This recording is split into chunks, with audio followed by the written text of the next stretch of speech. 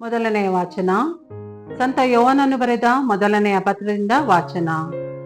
ಪ್ರಿಯರೇ, ದೇವರು ನಮ್ಮನ್ನು ಮೊದಲು ಪ್ರೀತಿಸಿದ್ದರಿಂದಲೇ ನಾವು ಪ್ರೀತಿಸುತ್ತೇವೆ. ತಾನು ದೇವರನ್ನು ಪ್ರೀತಿಸುತ್ತೇನೆಂದು ಒಬ್ಬನು ಹೇಳುತ್ತಾ ತನ್ನ ಸಹೋದರನನ್ನು ದ್ವೇಷಿಸಿದರೆ ಅವನು ಸುಳ್ಳುಗಾರನಾಗುತ್ತಾನೆ. ತಾನು ಕಂಡಿರುವ ತನ್ನ ಸಹೋದರನನ್ನು ಪ್ರೀತಿಸದವನು ತಾನು ಕಾಣದಿರುವ ದೇವರನ್ನು ಹೇಗೆ ಪ್ರೀತಿಸಿಯಾನು? ದೇವರನ್ನು ಪ್ರೀತಿಸುವವನು ತನ್ನ ಸಹೋದರನನ್ನೂ ಪ್ರೀತಿಸಬೇಕೆಂಬುದು ಕ್ರಿಸ್ತ ಯೇಸು ನಮಗೆ ಮಾಡಿರುವ ಆಜ್ಞೆ. ಯೇಸುವೇ ಕ್ರಿಸ್ತ ಎಂದು ವಿಶ್ವಾಸಿಸುವ ಪ್ರತಿಯೊಬ್ಬನೂ ದೇವರ ಮಗು. ತಂದೆಯನ್ನು ಪ್ರೀತಿಸುವವನು ಆತನ ಮಗುವನ್ನೂ ಪ್ರೀತಿಸುತ್ತಾನೆ. ದೇವರನ್ನು ಪ್ರೀತಿಸಿ ಅವರ ಆಜ್ಞೆಗಳನ್ನು ಪಾಲಿಸುವುದರಿಂದ ನಾವು ದೇವರ ಮಕ್ಕಳನ್ನು ಪ್ರೀತಿಸುತ್ತೇವೆಂಬುದು ನಿಶ್ಚಯ ಆಗುತ್ತದೆ. ದೇವರನ್ನು ಪ್ರೀತಿಸುವುದು ಎಂದರೆ ಅವರು ಕೊಟ್ಟ ಆಜ್ಞೆಗಳನ್ನು ಅನುಸರಿಸಿ ನಡೆಯುವುದೇ.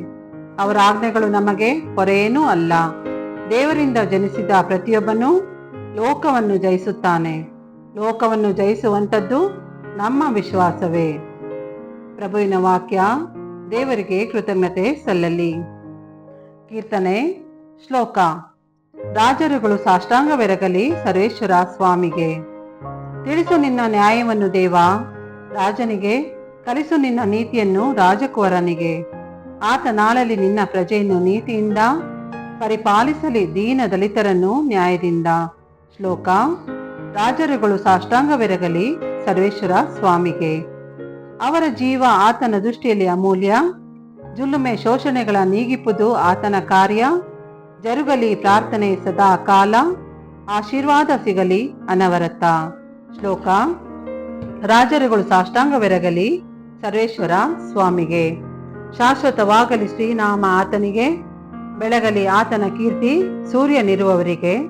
ಆತನ ಆಶೀರ್ವಾದ ಕೋರಲಿ ಸರ್ವರು ತಮಗೆ.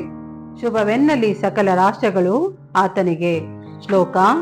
ರಾಜರುಗಳು ಸಾಷ್ಟಾಂಗವೆರಗಲಿ ಸರ್ವೇಶ್ವರ ಸ್ವಾಮಿಗೆ. ಘೋಷಣೆ. Alleluia, alleluia. ಮಹಾಪ್ರವಾದಿಯೊಬ್ಬನು ನಮ್ಮಲ್ಲೇ ಉದಯಿಸಿದ್ದಾನೆ. ದೇವರು ತಮ್ಮ ಜನರನ್ನು ರಕ್ಷಿಸಲು ಬಂದಿದ್ದಾರೆ. ಅಲ್ಲೆಲೂಯ. ಲೂಕನು ಬರೆದ ಪವಿತ್ರ ಶುಭ ಸಂದೇಶದಿಂದ ವಾಚನ. ಆ ಕಾಲದಲ್ಲಿ ಯೇಸು ಪವಿತ್ರಾತ್ಮ ಶಕ್ತಿಯಿಂದ ಕೂಡಿ ಗಲಿಲೆಯಕ್ಕೆ ಮರಳಿ ಬಂದರು. ಅವರ ವಿಷಯ ಸುತ್ತಮುತ್ತಲೆಲ್ಲ ಹರಡಿತು. ಅಲ್ಲಿನ ಪ್ರಾರ್ಥನಾ ಮಂದಿರಗಳಲ್ಲಿ ಅವರು ಬೋಧಿಸುತ್ತಾ ಬಂದರು. ಎಲ್ಲರೂ ಅವರನ್ನು ಹೊಗಳುವವರೇ. ಯೇಸು ತಾವು ಬೆಳೆದ ಊರಾದ ನಜರೇತಿಗೆ ಬಂದರು. ವಾಡಿಕೆಯ ಪ್ರಕಾರ ಸಬ್ಬತ್ ದಿನ ಪ್ರಾರ್ಥನಾ ಮಂದಿರಕ್ಕೆ ಹೋದರು. ಅಲ್ಲಿ ಪವಿತ್ರ ಗ್ರಂಥವನ್ನು ಓದುವುದಕ್ಕೆ ಅವರು ಎದ್ದು ನಿಂತಾಗ ಪ್ರವಾದಿ ಯೆಶಾಯನ ಗ್ರಂಥದ ಸುರುಳಿಯನ್ನು ಅವರ ಕೈಗೆ ಕೊಟ್ಟರು.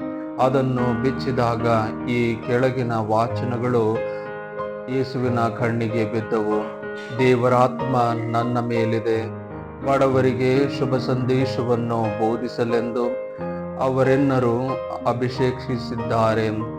ಬಂಧಿತರಿಗೆ ಬಿಡುಗಡೆಯನ್ನು, ಅಂಧರಿಗೆ ದೃಷ್ಟಿದಾನವನ್ನು ಪ್ರಕಟಿಸಲು, ಶೋಷಿತರಿಗೆ ಸ್ವತಂತ್ರ ನೀಡಲು, ದೇವರು ತಮ್ಮ ಜನತೆಯನ್ನು ಉದ್ಧರಿಸುವ ಕಾಲ ಬಂತೆಂದು ಸಾರಲು ಅವರು ನನ್ನನ್ನು ಕಳಿಸಿದ್ದಾರೆ. ಈ ವಾಕ್ಯವನ್ನು ಓದಿ ಸುರುಳಿಯನ್ನು ಸುತ್ತಿ ಪ್ರಾರ್ಥನಾ ಮಂದಿರದ ಸೇವಕನ ಕೈಗಿತ್ತು ಯೇಸು ಕುಳಿತುಕೊಂಡರು. ಅಲ್ಲಿದ್ದ ಎಲ್ಲರ ಕಣ್ಣುಗಳು ಅವರ ಮೇಲೆಯೇ ನಾಟಿದ್ದವು. ಆಗ ಯೇಸು, ನೀವು ಈ ಪವಿತ್ರ ವಾಕ್ಯವನ್ನು ಕೇಳುತ್ತಿದ್ದ ಹಾಗೆಯೇ ಇದು ಇಂದು ನೆರವೇರಿತು ಎಂದು ವಿವರಿಸಲಾರಂಭಿಸಿದರು. ಎಲ್ಲರೂ ಅವರನ್ನು ಬಹುವಾಗಿ ಮೆಚ್ಚಿಕೊಂಡರು. ಅವರ ಬಾಯಿಂದ ಬಂದ ಮಧುರ ಮಾತುಗಳನ್ನು ಕೇಳಿ ಅಚ್ಚರಿಗೊಂಡರು. ಇವನು ಜೋಸೇಫನ ಮಗನಲ್ಲವೇ ಎಂದು ಮಾತನಾಡಿಕೊಂಡರು. ಪ್ರಭುವಿನ ಶುಭ ಸಂದೇಶ. ಕ್ರಿಸ್ತರೇ ನಿಮಗೆ ಸ್ತುತಿ ಸಲ್ಲಲಿ.